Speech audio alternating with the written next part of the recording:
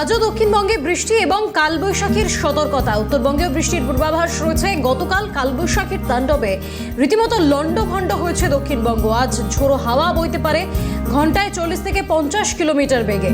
রবি থেকে বুধবার পর্যন্ত বিক্ষিপ্তভাবে ভিজতে পারে দক্ষিণের জেলাগুলি। আরও বিস্তারিতভাবে জানবো, আমাদের সঙ্গে সরাসরি রয়েছেন প্রতিনিধি অভিরূপা হাজরা। অভিরূপা, এই পরবর্তী দিনগুলোতে কি আপডেট রয়েছে আবহাওয়ার?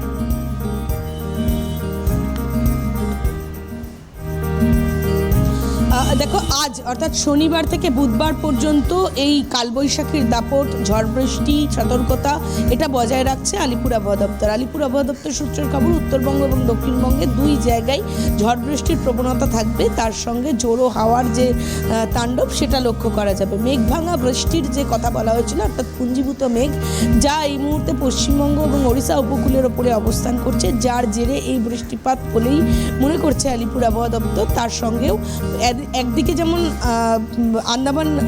আন্দামানে বর্ষা প্রবেশ করে গিয়েছে, আর কিছুদিনের মধ্যে পশ্চিমবঙ্গেও বর্ষা প্রবেশ করবে। ফলত এই কালবৈশাখীর হাত ধরেই কি বর্ষা প্রবেশ করছে বাংলায়, এ নিয়ে একটা প্রশ্নচিহ্ন ছিল। কিন্তু আলিপুর আবহাওয়া দপ্তর সূত্রের খবর যে এই যে বৃষ্টিটা বা এই যে কালবৈশাখীটা, এটা কিন্তু প্রাক বর্ষার বৃষ্টি, এবং এই প্রাক বর্ষার বৃষ্টি তার সঙ্গে ঝোড়ো হাওয়া, তাণ্ডব, মেঘপুঞ্জ সৃষ্টি, এগুলো সবটাই প্রাক বর্ষার ফলে তৈরি হচ্ছে। এবং এরপর ধীরে ধীরে যখন জুন মাসের প্রায় 5 জুনের পর থেকে ধীরে ধীরে প্রায় 15 জুনের কাছাকাছি যখন বর্ষা প্রবেশ করবে, তখন দেখা যাবে যে বৃষ্টির তাণ্ডব ঠিক কীভাবে বাড়তে পারে। এবারে যদিও বলা হয়েছে যে বর্ষার তাণ্ডব থাকতে পারে, পশ্চিমবঙ্গের ওপর প্রভাব ফেলতে পারে এবং বেশি প্রভাব ফেলবে বর্ষার, একথা বলাই বাহুল্য।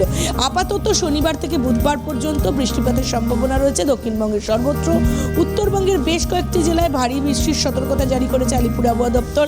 উত্তরবঙ্গের নিচের দিকের জেলাগুলোতে বিশেষ করে বৃষ্টির সতর্কতা জারি করা হয়েছে। অন্যদিকে দক্ষিণবঙ্গের সর্বত্রই প্রায় ঝড় বৃষ্টির প্রবণতা থাকতে পারে। 40 থেকে 50 কিলোমিটার বেগে ঝোড়ো হাওয়া বওয়ার সম্ভাবনা রয়েছে।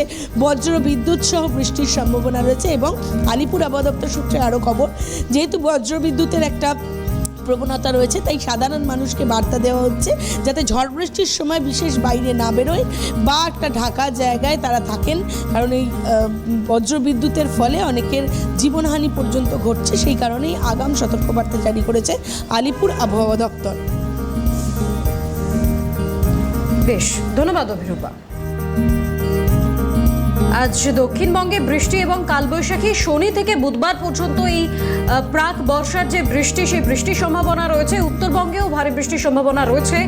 গতকালই কালবৈশাখীর তাণ্ডবে দক্ষিণবঙ্গের ছবি আমরা দেখেছি, একেবারে লন্ডভন্ড পরিস্থিতি তৈরি হয়েছিল। তবে এই কালবৈশাখীর হাত ধরেই বর্ষা প্রবেশ করছে কিনা বাংলায়, সেদিকে অবশ্যই নজর থাকবে।